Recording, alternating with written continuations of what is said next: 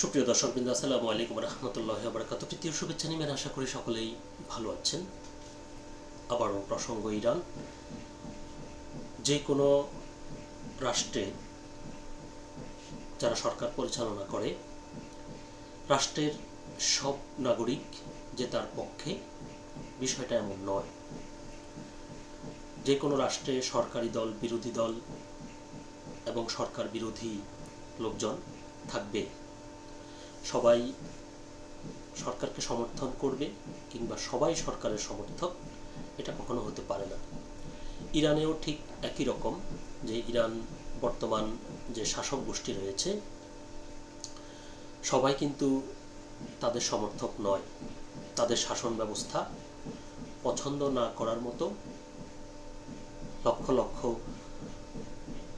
মানুষ রয়েছে ইরানে, তাদের বিকল্প পছন্দ রয়েছে। তো ইরানের বর্তমান শাসন ব্যবস্থার বিপরীতে যাদের ইরানের মানুষ বিশ্বাস করে এবং পছন্দ করে, তার মধ্যে একজন হচ্ছেন রেজা পাহলভি। তো এই ভদ্রলোক দেশের বাইরে থাকেন। তিনি বিভিন্ন সময় মার্কিন যুক্তরাষ্ট্র এবং ইসরায়েল যে সাধারণ ইরানিদের প্রতি রাস্তায় বের হয়ে বর্তমান শাসন ব্যবস্থার বিরুদ্ধে আন্দোলন করার জন্য উস্কানি দেয়। কোনো কারণে যদি বর্তমান শাসক যারা রয়েছে তাদের পতন হয়, তাহলে যারা ক্ষমতায় বসতে পারে তার মধ্যে এই ব্যক্তি অন্যতম। তিনি মার্কিন যুক্তরাষ্ট্র এবং ইসরায়েলের পছন্দের ব্যক্তি। তো সাম্প্রতিক সময়ে ইরানে হামলার আগে এই ব্যক্তি আলোচনায় ছিলেন, কিন্তু যুদ্ধ শুরু হওয়ার পর তার কিছু কর্মকাণ্ড তাকে বিতর্কিত করে তুলেছে। তার মধ্যে অন্যতম হচ্ছে যে এই যে মার্কিন যুক্তরাষ্ট্র এবং ইসরায়েল ইরানে হামলা চালিয়েছে, সেই হামলায় যে প্রায় বলা হচ্ছে 2000-এর মতো ইরানি সাধারণ মানুষ নিহত হয়েছে। পাশাপাশি মার্কিন যুক্তরাষ্ট্র এবং মার্কিন যুক্তরাষ্ট্রের অনেক সৈন্য নিহত হয়েছে। তো এই ব্যক্তি তিনি যেহেতু ইরানের মানুষ, ইরানের যারা নিহত হয়েছে তাদের জন্যই তো তার আগে শোক প্রকাশ করার কথা, কিন্তু তিনি তা করেননি। তিনি ইরানে যারা মারা গেছে তাদের নিহতের ব্যাপারে তিনি চুপ, কিন্তু মার্কিন যুক্তরাষ্ট্রের যে কয়েকজন সৈন্য মারা গেছে তার জন্য তিনি দুঃখ প্রকাশ করেছেন। এই বিষয়টি ইরানের তার যে সমর্থক গোষ্ঠী রয়েছে তাদেরকে আঘাত করেছে। তাদের কথা হচ্ছে যে তিনি তো আফটার অল ইরানেরই মানুষ। তো ইরানের মানুষ মারা গেলে তার দুঃখ হয় না, কষ্ট হয় না, তার শোক প্রকাশ করার প্রয়োজন হয় না, কিন্তু বাহিরের একটি রাষ্ট্র যারা আমাদের দেশে আক্রমণ করছে তাদের সৈন্য মারা গেলে তার দুঃখ হয়, কষ্ট হয়। তিনি কি করে রাষ্ট্রের নেতৃত্ব দিবেন? অর্থাৎ এই যে তার বিতর্কিত তার যে একটা ভূমিকা কিংবা তার যে আচরণ, সেই আচরণ তাকে ভবিষ্যতে দেশটি পরিচালনার দায়িত্ব নিতে প্রশ্নের মুখে দাঁড় করিয়েছে। পাশাপাশি আরও অনেকগুলো বিষয় আছে যে কেন তার সমর্থকরা দিন দিন তার প্রতি রুষ্ট হচ্ছে। তো এই নিয়ে দৈনিক প্রথম আলোতে একটি প্রতিবেদন প্রকাশিত হয়েছে, যার শিরোনাম বলছে, ইরানিরা রেজা পাহলভিকে এখন আর কেন পাত্তা দিচ্ছেন না। এটি হচ্ছে খবরটির শিরোনাম। বিস্তারিত বলছে যে ইরানে যুক্তরাষ্ট্র ও ইসরায়েলের বিমান হামলা শুরু হওয়ার 2 সপ্তাহ হল। যুদ্ধের এই ডামাডোলে দেশটির অভ্যন্তরীণ রাজনীতিতে একটি বড় পরিবর্তনের আভাস মিলছে।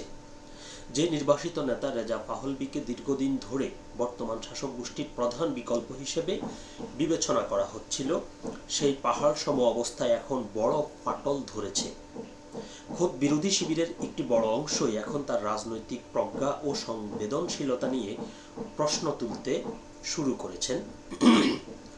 সংশয় শুধু বর্তমান যুদ্ধের 2 সপ্তাহে তৈরি হয়েছে তা নয়, বরং এর শিকড় আরও গভীরে। বিশ্লেষকদের মতে পাহলবির প্রতি বিমুখ হওয়ার প্রক্রিয়া শুরু হয়েছিল চলতি বছরের জানুয়ারির উত্তাল বিক্ষোভের সময় থেকেই।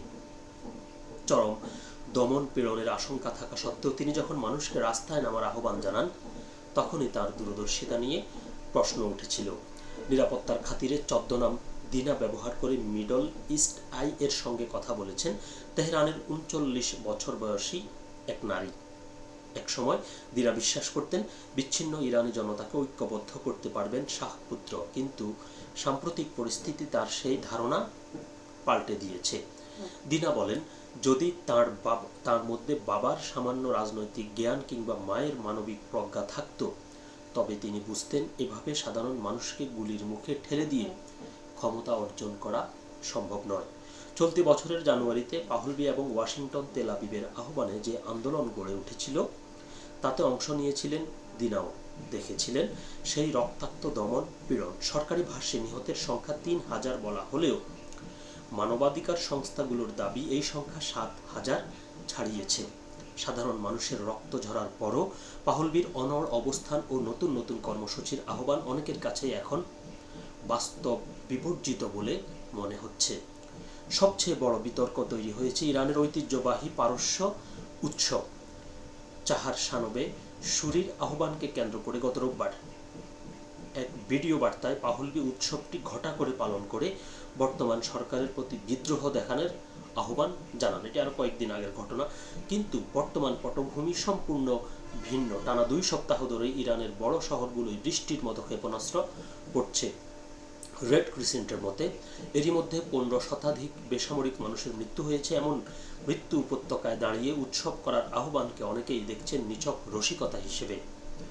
তেহরানের ছাত্র মাজিদ তার অভিজ্ঞতার কথা বলতে গিয়ে স্মৃতিকাতর হয়ে পড়েন। জানুয়ারির বিক্ষোভে তিনি তার প্রিয় বন্ধুকে হারান। মাজিদের মতে বন্ধুর মৃত্যুর জন্য সরকার সরাসরি দায়ী হলেও পাহলবি বা অন্যান্য নেতারা যেভাবে সাধারণ মানুষের মধ্যে একটি অবাস্তব জয়ের আশা গেঁথে দিয়েছিলেন, তার দায়ও কম নয়। যখন সাধারণ মানুষ প্রতি রাতে প্রাণ হাতে নিয়ে ঘুমাতে যায়, তখন রাস্তায় নেমে বাজি পোড়ানোর মতো শক্তি কারো মনে অবশিষ্ট নেই। এই হতাশার আগুনে ঘি ঢেলেছে যুক্তরাষ্ট্র ও ইসরায়েলের প্রতিশ্রুতি। ডোনাল্ড ট্রাম্প এবং বেনিয়ামিন নেতানিয়াহু বারবার বিপ্লবের আশা দেখালেও রাজপথের লড়াইয়ে ইরানি জনতা শেষ পর্যন্ত একাই থেকে গেছে। 24 বছর বয়সী মুর্তেজা বলেন, আমরা ভেবেছিলাম 1979 সালে রুহুল্লাহ খোমেনি যেভাবে নির্বাসন থেকে ফিরে দেশকে এক সুতোয় বেঁধেছিলেন, পাহলবিও সেভাবে আসবেন, কিন্তু তিনি দূর থেকে শুধু নির্দেশনা দিয়েই দায়িত্ব শেষ করছেন। রাজনৈতিক সমীকরণ ছাপিয়ে পাহলবির মানবিক সংবেদনশীলতাও এখন তর্কের তুঙ্গে। অভিযোগ উঠেছে সাম্প্রতিক যুদ্ধে নিহত মার্কিন সেনাদের প্রতি তিনি সমবেদনা জানালেও ইরানি বেসামরিক নাগরিকদের প্রাণহানিতে তার অবস্থান ছিল মৌন। যেটা আমি বলছিলাম, এটি ইরানিদের আত্মসম্মানে বড় আঘাত হেনেছে। দিনার প্রশ্ন, যিনি নিজেকে ইরানিদের প্রতিনিধি দাবি করেন, তিনি বিদেশি সেনাদের জন্য কাঁদেন ঠিকই, কিন্তু নিজের দেশের মৃত শিশুদের জন্য তার কেন কোনো দুঃখ নেই? এদিকে ইরানের পুলিশ প্রধান আহমেদ রেজা রাদান রাজপথে যে কোনো বিক্ষোভের বিরুদ্ধে দেখামাত্র গুলির যে হুঁশিয়ারি দিয়েছেন, তা পরিস্থিতির ঝুঁকি আরও বাড়িয়ে দিয়েছে। এখন এমন প্রাণঘাতী মুহূর্তে নির্বাসিত নেতার আহ্বানে সাড়া দেওয়া যেন মরণ ফাঁদে পা দেওয়া, এমনই মত অধিকাংশ সাধারণ মানুষের। রেজা পাহলবির কিছু একনিষ্ঠ সমর্থক এখনও স্বপ্ন দেখেন যে ইসলামী প্রজাতন্ত্রের পতন হলে তিনি একটি অন্তর্বর্তীকালীন সরকার গঠন করবেন, কিন্তু সেই স্বপ্নের জোর দিন দিন কমে আসছে। গোরগানের বাসিন্দা আমিরের মতে একসময় পাহলবির সমালোচনা করলেই তাকে সরকারের দালাল হিসেবে দাগিয়ে দেওয়া হতো। আজ পরিস্থিতির পরিবর্তন হয়েছে। মানুষ এখন বুঝেছে পাপা প্রতিশ্রুতি আর সংবেদনহীন নেতৃত্বের দিয়ে পরিবর্তন অসম্ভব।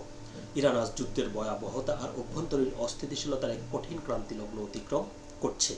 নেতৃত্বের সংকট বিরোধী শিবিরকে যেখানে দুর্বল করেছে, সেখানে জনগণের দীর্ঘদিনের আশাগুলো ধুলোয় মিশে যাচ্ছে। রাজপথে রক্তের দাগ মোছার আগেই আরও রক্তের হাতছানি সম্ভবত ইরানি জনতাকে পাহাড় সময়ের মোহভঙ্গ বা হতাশার চোরাবালিতে আষ্টে পৃষ্ঠে বেঁধে ফেলেছে। এখান থেকে উত্তরণের পথ বর্তমানে বড়ই জটিল। তো প্রসঙ্গক্রমে বলছিলাম যে বাংলাদেশে জুলাই আগস্টের ছাত্র জনতার যে গণ অভ্যুত্থান, সে গণ অভ্যুত্থানের একটি চিত্রের কথা, একটি ছবির কথা আপনাদের তো মনে থাকবে। তৎকালীন প্রধানমন্ত্রী শেখ হাসিনা রাজপথে যখন তার পুলিশ এবং দলীয় কর্মীরা ছাত্র জনতাকে গুলি করে পাখির মতো মারছিল, তখন তিনি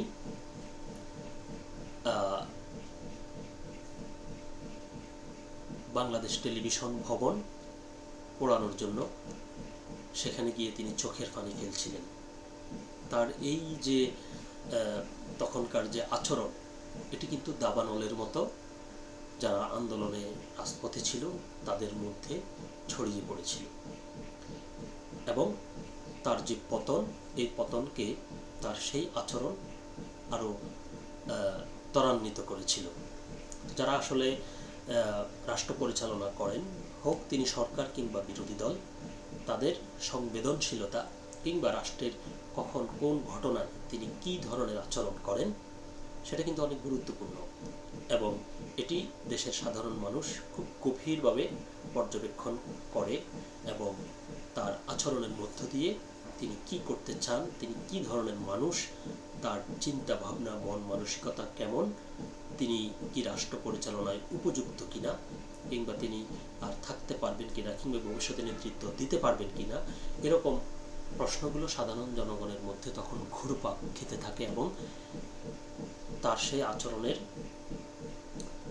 বিচার বিশ্লেষণ করে তখন কিন্তু মানুষ মনে মনে সিদ্ধান্ত নিয়ে নেয় যে এই নেতৃত্বের এখন কি করা উচিত, তাদেরকে কি রাখা উচিত না তাদেরকে ঝেঁটিয়ে বিদায় করা উচিত, যেমনটা ঘটেছিল আওয়ামী লীগের কপালে। ঠিক সেম একই রকম যে কথাটা বলছিলাম যে রেজা পাহলভিও কিন্তু একই রকমভাবে তিনি এই যে ইরানি জনগণের এই অবস্থার মধ্যে তিনি সবাইকে উৎসব করতে বলছেন এবং উৎসব থেকে তিনি আন্দোলন করতে বলছেন। অপরদিকে তিনি মার্কিন সেনা নিহত হলে তিনি দুঃখ পান, কষ্ট পান, কিন্তু ইরানের জনগণের জন্য তার দুঃখ হয় না। এরকম নেতৃত্ব কি পারবে মার্কিন যুক্তরাষ্ট্র এবং ইসরায়েলের মতো দণ্ড প্রতাপে যুদ্ধ করা ইরানের যে বর্তমান নেতৃত্ব তাদের পতন করতে? কখনোই সম্ভব নয়। ইরান চোখে চোখ রেখে লড়াই করে যাচ্ছে যে মার্কিন যুক্তরাষ্ট্রকে শিক্ষা দেওয়ার মতো বিশ্বে এমন দেশ আছে। তো সকলে ভালো থাকবেন, সুস্থ থাকবেন। আল্লাহ হাফেজ।